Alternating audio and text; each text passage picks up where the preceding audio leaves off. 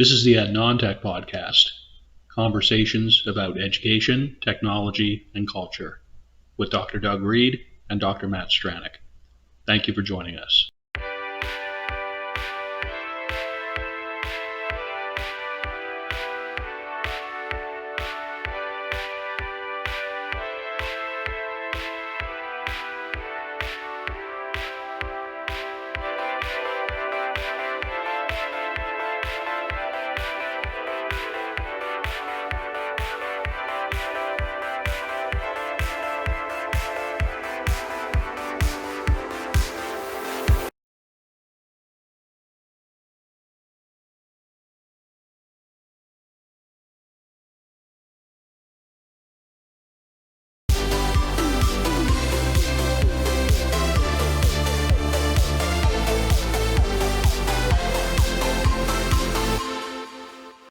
Folks, my name is Matt Stranick, and I could not be more stoked.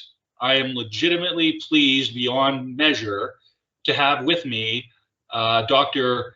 Moeketsi Letseka, and I really hope I did justice to your name there, sir. Dr. Letseka is, among many other things, as it turns out, which I'm sure we'll get into during our conversation, the UNESCO Chair on Open Distance Learning, where he takes that role on at the same time as he works as a professor of philosophy and of education and African philosophy. A lot of philosophy there, sir. Again, I'm looking forward to getting into that with you. He's based out of the University of South Africa, their primary campus in Pretoria, South Africa. Dr. Letseka has had a 40-plus year career as an educator so far, as well as a researcher, writer, and many other things. He's been the endowed UNESCO Chair of Open Distance Learning since February 2018. And within his role at his university, he holds the highly excellent title of Professor Extraordinarius, which is to say Distinguished Research Fellow. He's had that since 2023. He's won numerous academic awards, and he's held just such a wide variety of roles across nearly all sectors of academia, as I say, within some 4 decades plus career. I'll be sure to give a reference here, so it's punched in nice at the beginning. His latest book is called Mediating Open and Distance E-Learning in the Advent of Global Crises, and that's published by University of South Africa Press as an OER. It is a 4.0 Creative Commons licensed OER, which, again, highly radical. And of course, this OER, as well as all other significant resources, will be available on the contextualizing show notes. So again, just much gratitude and respect, Dr. Letseka, or Dr. Letseka, for joining us. And it's just a real pleasure to have you here. Thank you very much. Thank you, much appreciated. Awesome. So again, just kind of in addition to the somewhat rambling intro that we kind of have at the beginning of these, we are really interested in this show. The inestimable Dr. Doug Reed and myself. Doug really wanted to be here, but he had personal commitments which kept him from doing so. We do like to kind of open things up as a point of conversation, because to me, what's really interesting with people in this career is the personal motivation. And I've kind of looked at some of your background from your early years, which you've kind of shared in public venues. And just, the trajectory you followed has been super impressive in lots of different ways, like many, many different ways. I guess I just wonder, to people who are not aware of you as an e-learning practitioner, as an academic, who are you and what are you about? What motivates you as an educator and researcher, sir? Sure. My name is Moeketsi Letseka. I consider myself an odd phenomenon, if I could put it like that.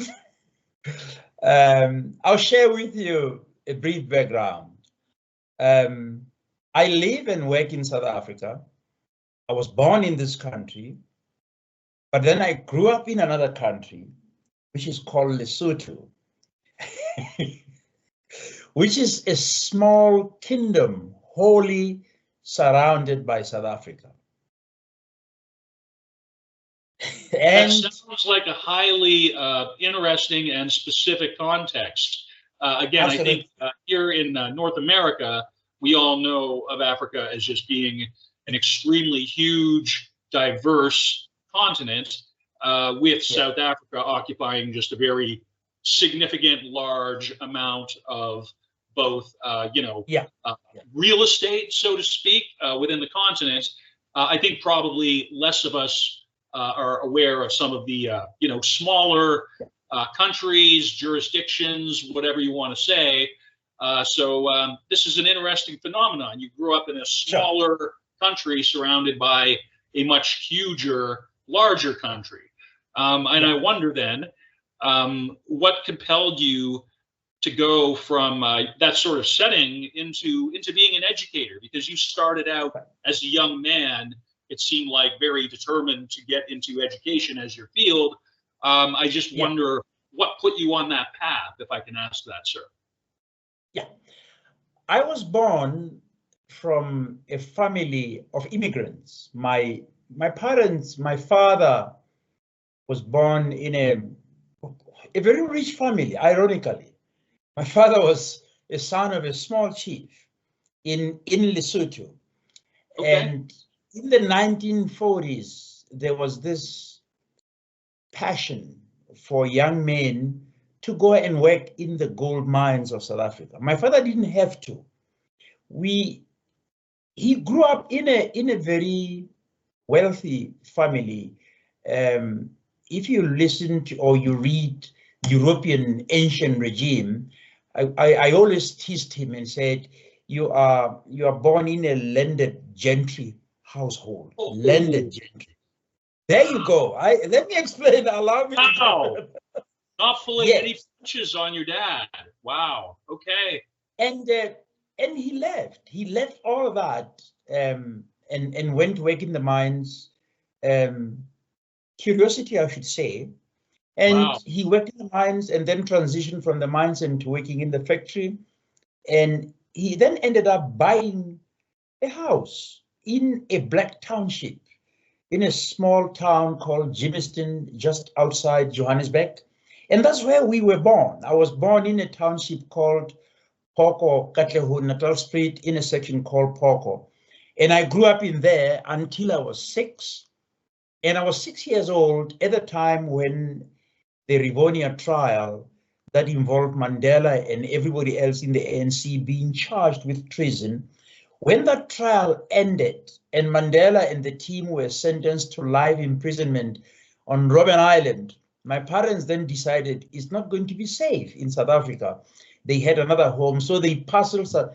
We got into a steam train, traveled the whole night and got off in a small town of Ficksburg, which is the border of Lesotho and South Africa, and then into Lesotho. Now, here is an interesting dimension. So we arrived in Lesotho in 1964, my brother and my sister. There were 3. I was born in a family of 8, and I'm the 6th. That's a lot. 8. Hang on a second. Yeah, hang on a second. And then I began Lesotho at the time was a British colony. Now, Lesotho, Botswana, and Swaziland were euphemistically referred to as British protectorates, high commission territories. They were not actually referred to as colonies. It was a euphemism, but they were actually colonized. So yes. I went into a British colony. You are speaking to somebody who was now bred British. We sang God Save the Queen in our schools. So, but I started.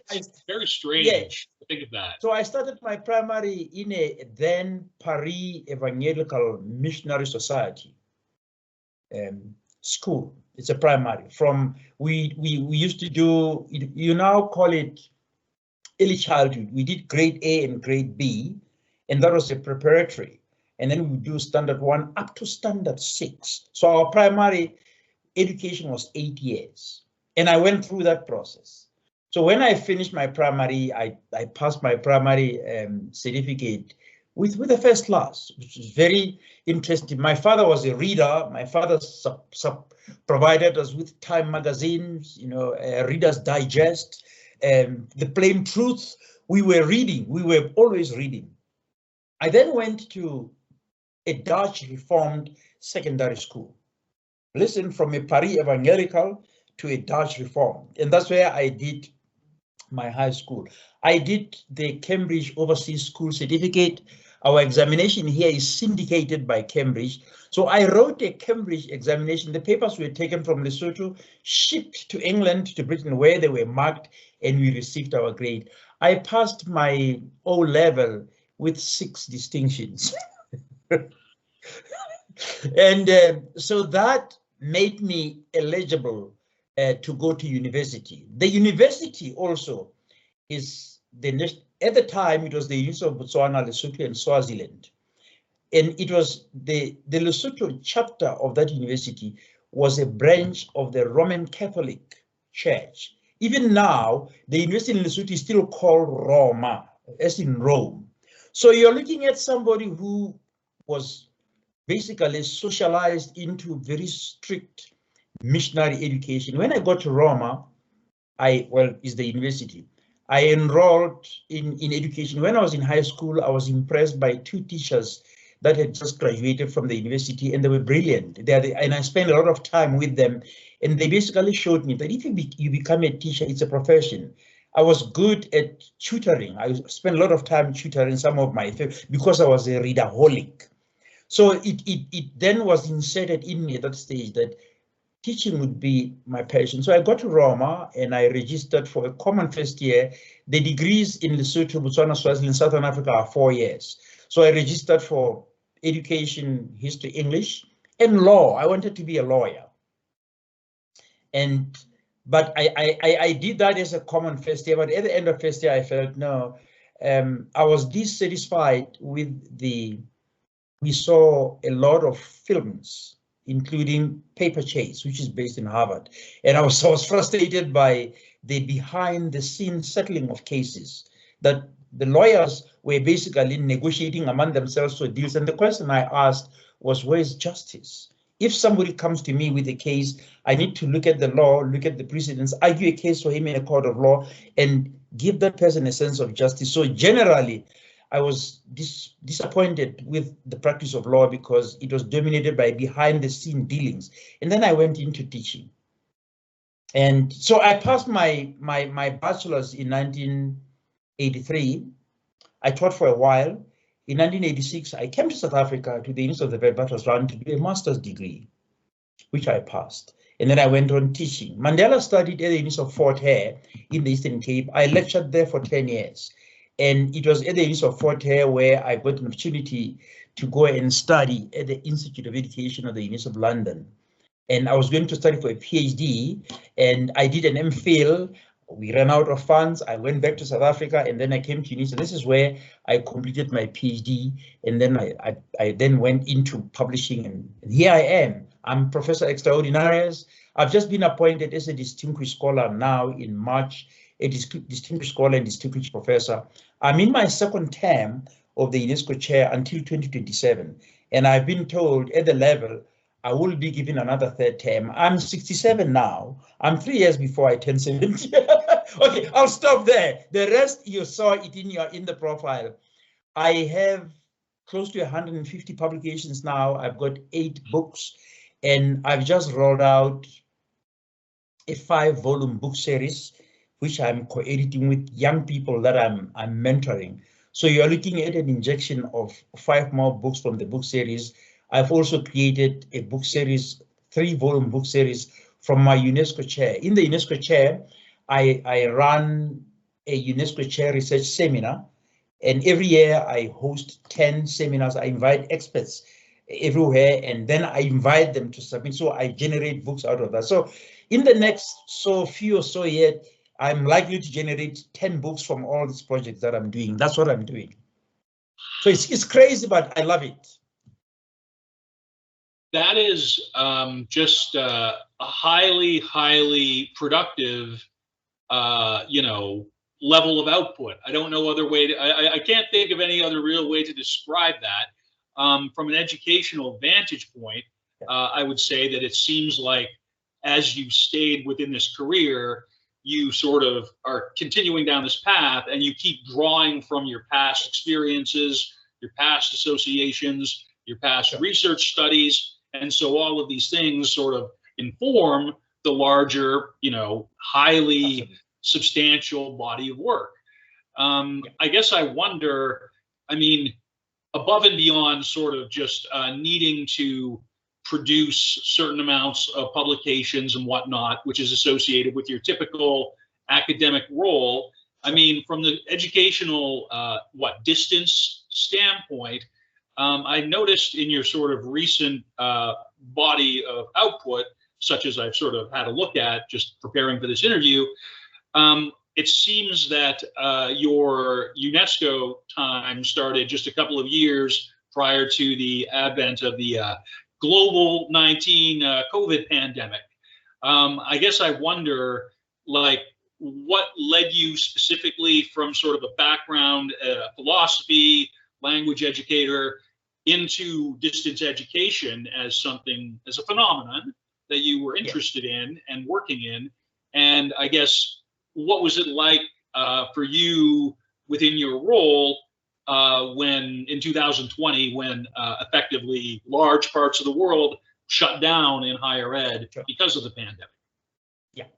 Yeah, as I said in my preliminary remarks, I taught in a contact institution for 10 years, a decade. I taught at the University of Fort Hare, which is a rural university in the Eastern Cape. The student population there is 99.9 African Black, coming from rural, mostly low income, very disadvantaged household. And for me, that was a laboratory to understand rurality, but also to link that with the scourge of apartheid, which was basically segregation, removing people because of the color of their skin and basically stereotyping. And in 2002, I left Fort Hare. I was headhunted and recruited to join a National Science Council.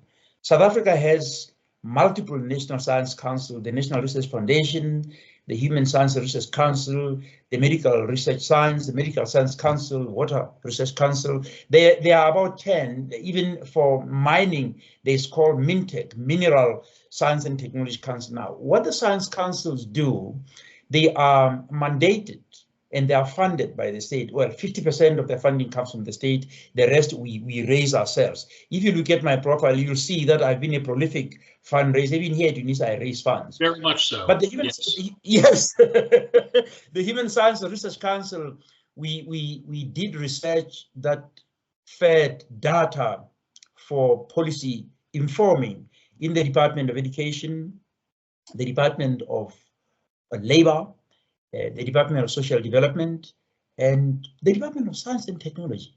So, and I spent time there until, I think in 2007, I was invited by the then Dean of the College of Human Sciences to give a keynote address at an inaugural conference of teacher education at a distance.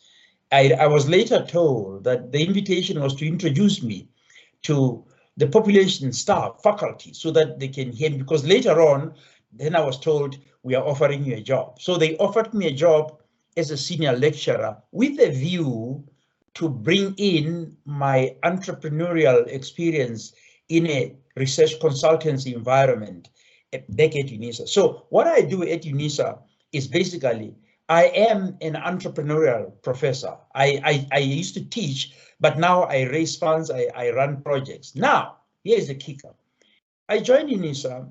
UNISA is a different university. If you know Athabasca, if you know Phoenix, if you know the Open University in the UK, UNISA is like that. It's an open distance e-learning university. So I got to UNISA where, contrary to me walking into a lecture theater, teaching 200 plus students with mic, everything, since, you know, the sound system, I got to a university where, even though UNISA has this massive infrastructure, we have a huge building, we have a staff of over 10,000 academics. Yeah, let me explain. UNISA is one of the mega universities in Africa. We have a student headcount of over 400,000. That's how big we are. And we are only second to the National Open University of Nigeria, which has over 600,000 students. And of course, in relative to population demographics, Nigeria is actually the most populous country in Africa. It has, right now, as I talk to you, it's got a population of over 200 million people. In South Africa, we're a population just approaching 70. So that explains why their universities will be big. But the issue is that when I got to UNISA, I had to navigate what it's like to really engage in teaching, learning, research, and community engagement, and to build an academic citizenship without meeting the students. If you log on to the web and you search for UNISA, you'll see it's a huge building, it's massive. And we are all there, so we engage with our students online. I had to learn that. And how do I get into open distance e-learning? The policy at UNISA is that once you join UNISA, whatever research you conduct, whether you are in education, whether you are in law, or in humanities, or in science, or in commerce, it must be undergirded by an understanding of open distance learning. And at the time, there was just talk about open distance learning. The Vice Chancellor would travel around the world and tell everybody that UNISA is a leading open distance e-learning research institution. But I don't think there was sufficient research to justify that. So I became one of those people who, with my experience from the Human Science Research Council, I'm going to see what happens. So in 2014, I edited my first book on open distance learning. I already brought, I think, 2 books from UNISA, from the Human Science Research Council when I came to UNISA. So I edited a book. You'll see there a book called Open Distance Learning in South Africa. It was published in 2014. And I was one of the first people. I think there were 2 books at that time. There was a lady in one of the centers who also generated the book. So my goal was, if we are a leading institution, we should leave some footprints in the open distance e-learning through developing research that stands the test of scrutiny, scholastic scrutiny. So I began generating books. So I generated Open Distance Learning in South Africa in 2014. In 2015, I produced Open Distance Learning through the philosophy of Ubuntu. And in 2016, I produced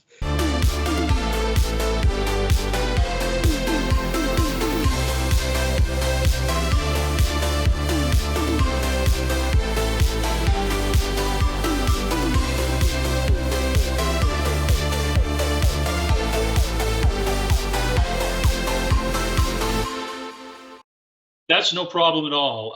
That's something that is easily solved by video software. The location that I am in has been known to drop the network from time to time. So I was sitting here thinking, hey, what the hell is happening now? It's Canadians are notoriously polite. I wouldn't leave you high and dry like that, sir. So there's a third person here that's joined us. Don't bother. Forget that. I'm recording this video now. We are good to go.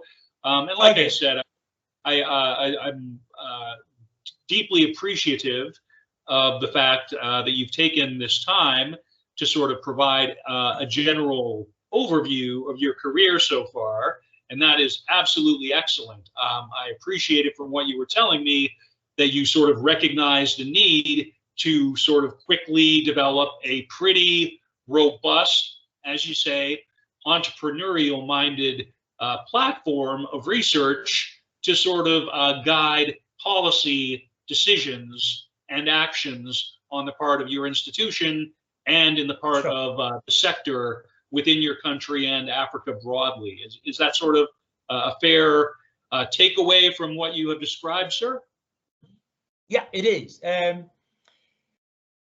the moment, and I'm very proud to share this with you, I'm not fond of university rankings, and I know everybody else is gung-ho about. I've just read a report right now as an alumnus of the University of London. I've just read that they're just showing off that the Institute of Education, University of London, is now the top institution in the world according to Q something. I know that, but here in South Africa, UNISA 3-4 years ago, UNISA was ranked 10th in South Africa. South Africa has 26 universities. UNISA was ranked 10th, and some of us were really worried, but why? We are doing an excellent work.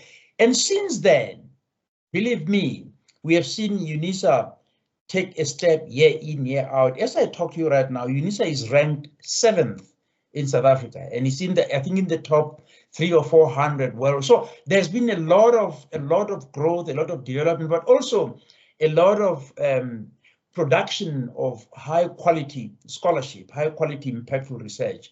South Africa has what's called the National Research Foundation, and it indexes and recognizes and accredits researchers. As I'm talking to you right now, you probably saw it in my profile.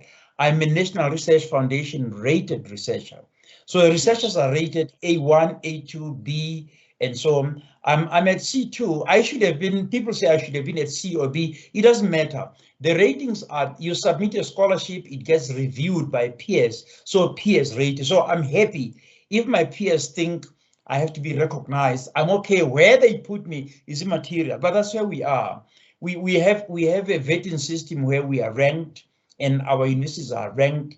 There is another global indexing that indexes universities. It has placed me on the African continent among the 10,000 most influential social scientists on the entire African continent. So it's a blessing. I know it looks good. My citations are quite modest at the time because I'm just nearing 3,000. I'm looking to have double digits between. If I can have 10 or 12,000, I'll be happy. And this is where I'm working at. Yeah, I'm working at. I'm constantly striving for something bigger, and the more I publish, the more I get read, the more my work gets cited. For me, the more my work impacts the world. You impact the world when people cite your work, when they use it to engage with ideas, whether they agree with you or differ with you. That's besides the point. The point is that people look at your ideas and they use them to anchor the conversations, the mode of inquiries they are in. That's what drives me. So yeah, this is my entry point. Well, and just again, to sort of start to steer the conversation towards a natural conclusion out of respect for the fact that it is evening where you are. But I do have to say everything you've expressed in terms of wanting to reach the widest possible audience, wanting to, go from your standpoint in the world, whether geographically or culturally, into the other spaces. I just think that's highly commendable. And again, I think just the fact that you're choosing to spend some time with this sort of relatively unknown Canadian dude about speaking about these kind of issues. It just, to me, it shows that you're entrepreneurial minded and that you're willing to sort of take a chance, with an unknown format in the interests of having a conversation about, some of these issues. So, again, I'm just really grateful, that you have chosen to do so. Again, given your substantive research and, your profile across various aspects of the endeavor. I guess if we were to sort of ask you, one aspect of scholarship or one, project that you're involved in right now that is really motivating you, either within your role as UNESCO chair or, within your role as a professor at UNISA, what would you tell them? In August last year, I hosted my UNISA International Open Distance e-learning conference. I do that every August. Okay.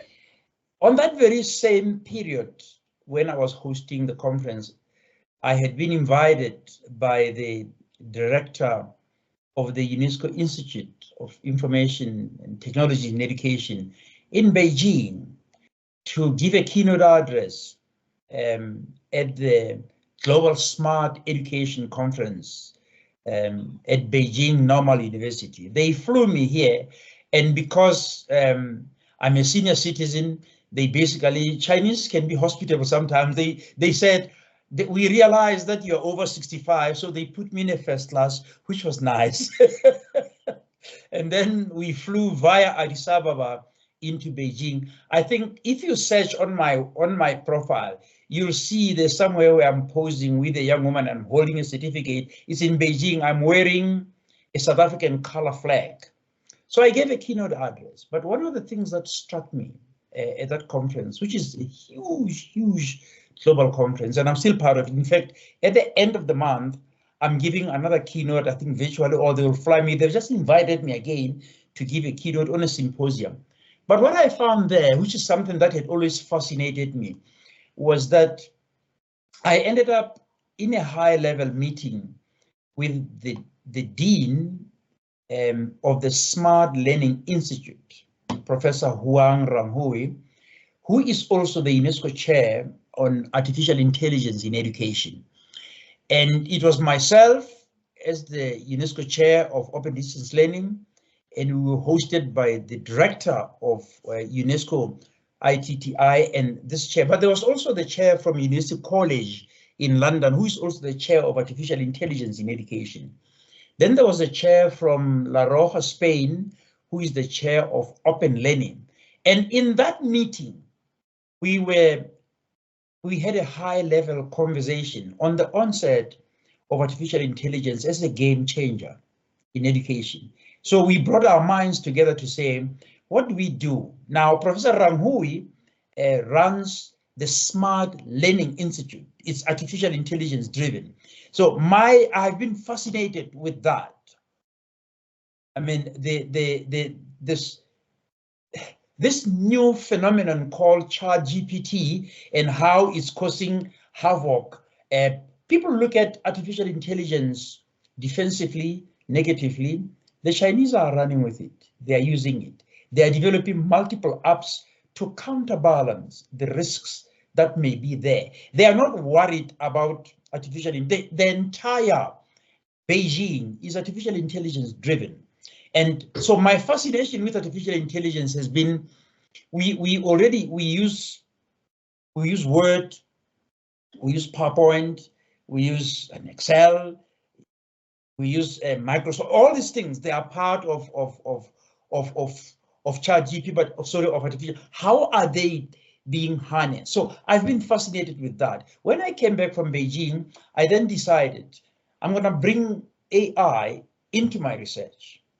So I've established a consortium of colleagues, ladies who are directors. There's a lady who is a director of the distance learning in Eswatini. There's a lady who is my mentee. She was a postdoctoral fellow in my chair, and I mentored her. She left the UNESCO chair after 3 years with 15 publications that I have co-authored with her. She's now the director of the SADC Center for Distance Learning at the Botswana Open University. And there's another lady who is the director of the Center for Teaching and Learning at the National University of Lesotho. So I've established a consortium with these women. I'm the principal investigator, and we are developing a grant to harness an estimated $2.5 million US, which translates to 45.8 million South African rands. So I'm going to be serving as a principal investigator to drive this research, which is huge.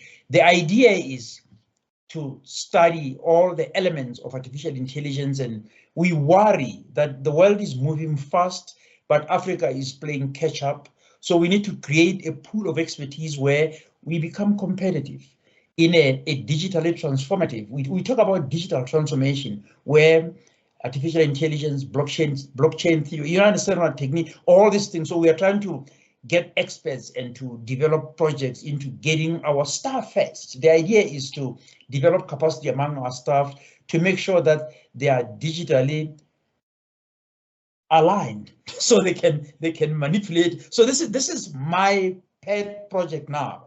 That's what I'm working on. I just developed a concept note that I sent to China, to Beijing. They looked into it. At the moment, I'm communicating with my postdoctoral fellow in Cairo. We'll be having meetings with the deans in the Arab world, and we're trying to sell the idea to them. I'm in conversation with the General Secretary of the National Commission for UNESCO, who's going to assist me to harness as much funding. So I'm basically at the moment driving to generate or harness $2.5 million, an equivalent of 45.8 million rands, to run this project for the next 3 or 4 years as a Southern African consortium. This is how big I think. I don't play small catch up, I drive big projects.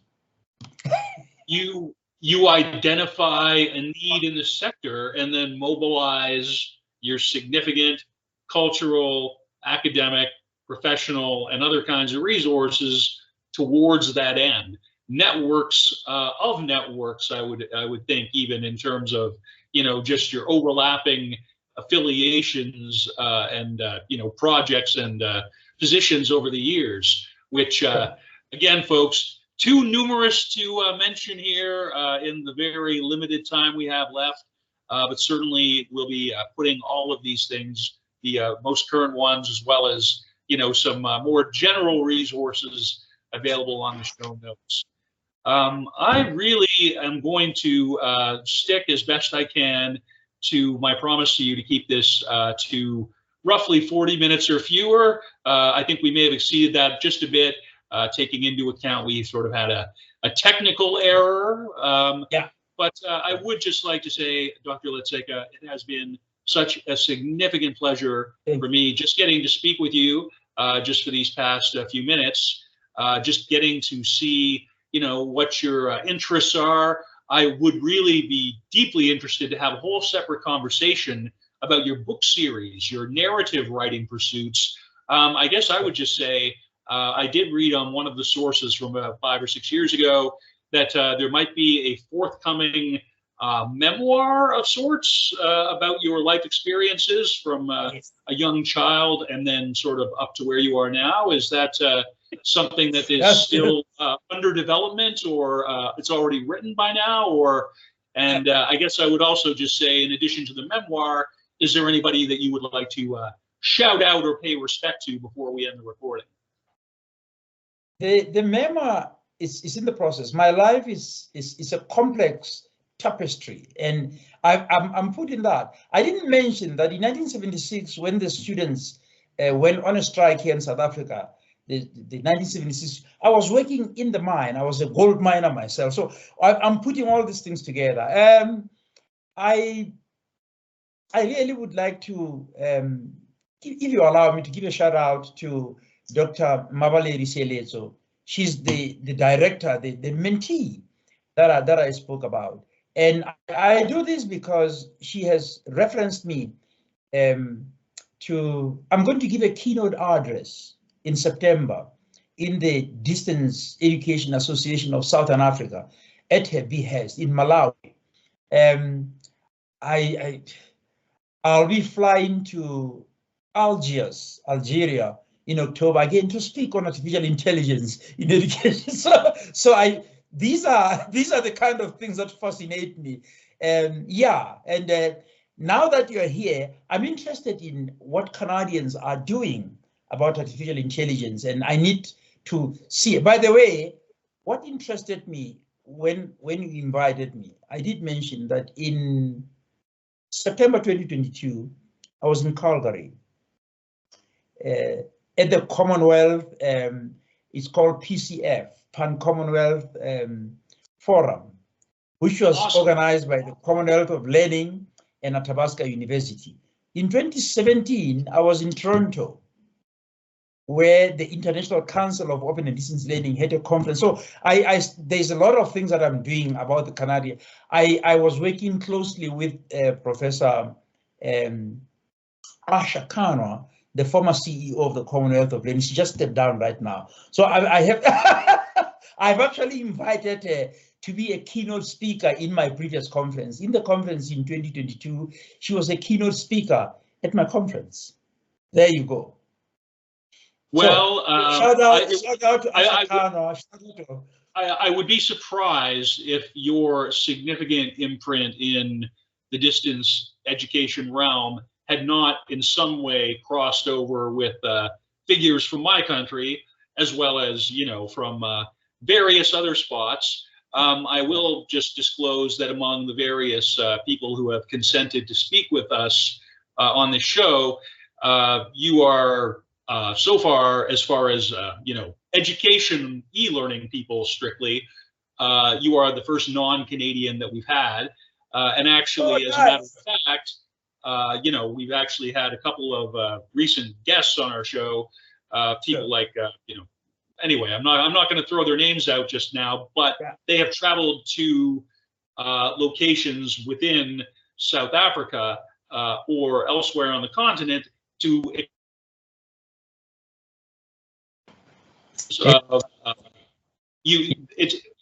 We've been told. I've been hearing from very reputable e-learning PhDs that people now in my country and North America are starting to look towards the African continent for best and good and ideal practices for distance education, which I just think is a major testament to the work that you and your colleagues across your career and at other ancillary institutions and roles have been building up this capacity for research and practice over these multiple decades, including during what can only be described as the utter horrors of apartheid and former colonial regimes. So again, I just am so deeply grateful that somebody of your stature and practice has stepped in. I would be delighted to have further conversations or interactions with you or any of your colleagues about any of your initiatives at any time, because it all just sounds utterly fascinating and utterly world-leading kind of stuff. So just thanks a lot for being here, sir. Is there anything else you wanted to speak to before I end the recording? No, I think.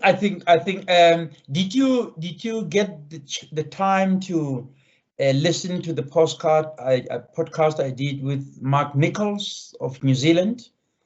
I have not. I am going to tag that as being something I will check out, and I'm going to I will be sure to punch that into the show notes, which I will be sharing with you. You'll probably get them in the morning tomorrow your time, but it sounds awesome. Virtual postcards. Very cool. Thank you. Thank you, Matt. Everybody. I appreciate the opportunity. I do. From the bottom of my heart, I appreciate the opportunity to converse with you. This is what virtuality does. We cross-pollinate, we exchange, we share. If we don't, then we lose out. Thank you very much. I really appreciate the opportunity to be on your podcast. It has been an absolute pleasure for me as well, sir. Take care, everybody, and bye for now. Good night.